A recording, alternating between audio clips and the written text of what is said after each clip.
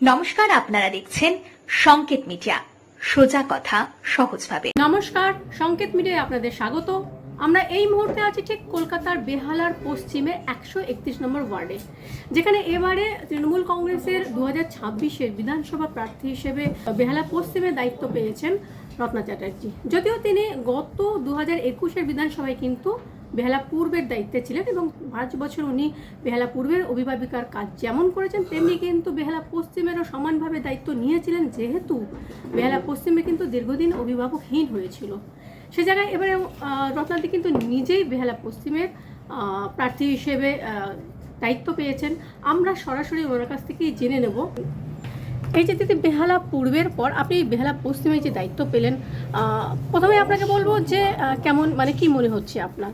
নমস্কার, আমি সকলকে প্রণাম জানাই, ভালোবাসা জানাই যে দল আমার উপর আবার আস্থা রেখেছে। এতদিন বেহালা পূর্বে ছিলাম, বেহালা পূর্বে যেভাবে একজন এমএলএ কাজ করেন আমি ঠিক সেইভাবেই কাজ করেছি। হয়তো বেহালার পশ্চিমে পার্থ চ্যাটার্জি ছিলেন না, আর আমি বেহালা পশ্চিমেরই নাগরিক। আমি বেহালা পূর্বের এমএলএ হলেও বেহালা পশ্চিমের নাগরিক। দলের হয়তো মনে হয়েছে যে আমি এখানেই থাকি এবং এলাকাটা আমি ভালোভাবে সামলাতে পারবো, তো সেই জন্য হয়তো আমাকে আবার এখানে ক্যান্ডিডেট করলো। তাই দলের অভিভাবক মমতা বন্দ্যোপাধ্যায়, অভিষেক বন্দ্যোপাধ্যায় সকলকে আমি আমার প্রণাম এবং অসংখ্য অসংখ্য ধন্যবাদ জানাই। বেহালা পশ্চিমের যিনি এমএলএ ছিলেন, শিক্ষামন্ত্রীও ছিলেন, এই যে শিক্ষা দুর্নীতি নিয়ে যে সে জায়গা দাঁড়িয়ে কোথাও ফাইটটা একটু টাফ হয়ে যাবে নাকি আপনার জন্য? একদম না, কারণ কি পার্থদা যে দুর্নীতি করেছেন সেটা দেখুন, এটা লুকোতে পারবো না আমি, কারণ মানুষ নিজের চোখে দেখেছে। এবং তারপরে আপনারা জানেন ওনাকে দল থেকে সাসপেন্ড করা হয়েছে এবং তার পরবর্তীকালে দল ওনার সঙ্গে কোনো যোগাযোগই করেনি এবং সম্পর্ক রাখেনি। সম্পূর্ণ দায় এটা পার্থ চ্যাটার্জি। কিন্তু বেহালার মানুষ বেসিক্যালি পার্থদাকে ভোট দিয়েছিল, পার্থদাকে দেখে না, দিয়েছিল মমতা ব্যানার্জিকে দেখে এবং তৃণমূলকে দেখে। সেই ক্ষেত্রে আজকে আমি যে ক্যান্ডিডেট হয়েছি সেখানে আমার মুখটা দিয়ে হয়তো এখানে আমাকে ক্যান্ডিডেট দাঁড় করানো হয়েছে। মুখ আসলে মমতা ব্যানার্জি, মুখ আসলে সিম্বল আমাদের যে ঘাটফুল চিহ্ন।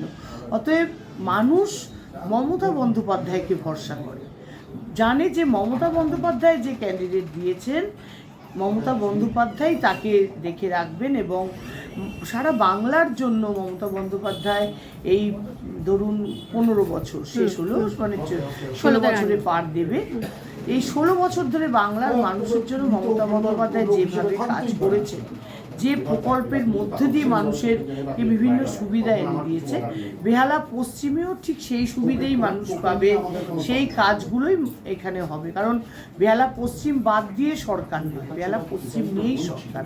অতএব মমতা বন্দ্যোপাধ্যায় যখন মুখ্যমন্ত্রী হবেন তখন বেহালা পশ্চিমের উন্নয়নের ধারা অব্যাহত থাকবে। এবং আমি মমতা বন্দ্যোপাধ্যায়কে এবং অভিষেক বন্দ্যোপাধ্যায়কে ধন্যবাদ জানাবো এই কারণে যে তারা ভরসা রেখেছে যে পার্থ চ্যাটার্জি এত বড় দুর্নীতি করে চলে যাওয়ার পরেও রত্নাকে দাঁড় করালেই এই সিটটা আমরা আবার নিজেদের কবজায় রাখতে পারবো।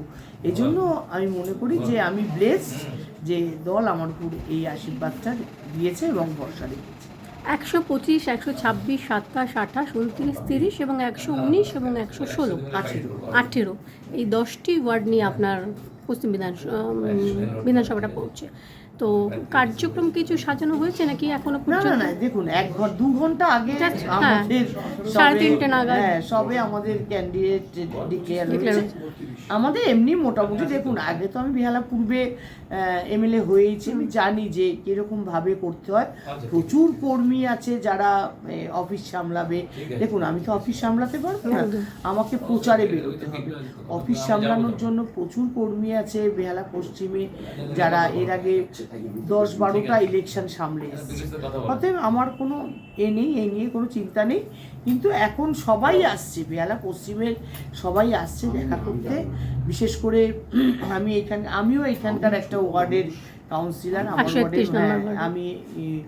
আমার ওয়ার্ডের সব মানুষ আসছে, অন্য ওয়ার্ডের মানুষেরা আসছেন, কাউন্সিলররা আসছেন, সকলের সঙ্গে শুভেচ্ছা বিনিময় হচ্ছে এবং তাদের সঙ্গে আমি কাল থেকেই সব জায়গায় কিভাবে বসা হবে, কিভাবে কাজ হবে সেটা মানে কর্মসূচি কাল থেকে কাল শুরু থেকে হবে, কাল মানে থেকে একটা প্ল্যানিং হ্যাঁ, হবে, প্ল্যানিং তারপরে প্রচারে আপনারা অবশ্যই, বেরোবেন। অবশ্যই। তবে খুব তাড়াতাড়ি প্রচার শুরু করবো, কারণ অনেকটা বড় হ্যাঁ, এলাকা হ্যাঁ। বেহালা পশ্চিম, এবং 29শে এপ্রিল আপনার এখানে ভোট, এবং মানে আপনি 29শে 27 এপ্রিল তারিখ ভোট, অবধি। আমি ধরুন 1 মাস 10-12 দিন আমি হ্যাঁ, টাইম পাবো, হ্যাঁ, তার একদম। মধ্যে আমাকে বিভিন্ন জায়গায় মিটিং করতে হবে, বক্তৃতা দিতে হবে, একদম। প্লাস হচ্ছে এলাকা আমাকে ঘুরতে হবে, ডোর টু ডোর যে ডোর টু campaign। ডোর করতে হবে। তো সেই ক্ষেত্রে 1 মাস 10 দিনও হয়তো কম অনেক পড়ে সময়। যাবে, তাই জন্য আমি মোটামুটি 2-3 খুব দিনের তাড়াতাড়ি মধ্যে আপনি শুরু স্টার্ট করছেন। অসংখ্য ধন্যবাদ। আপনার সঙ্গে আমরা অবশ্যই আবারও থাকবো ভোট পর্ব পর্যন্ত। আপনাকে অনেক অনেক শুভেচ্ছা রইল। বেহালা পশ্চিম থেকে 131 নম্বর ওয়ার্ড থেকে আমি সবিতা, সংকেত মিডিয়া।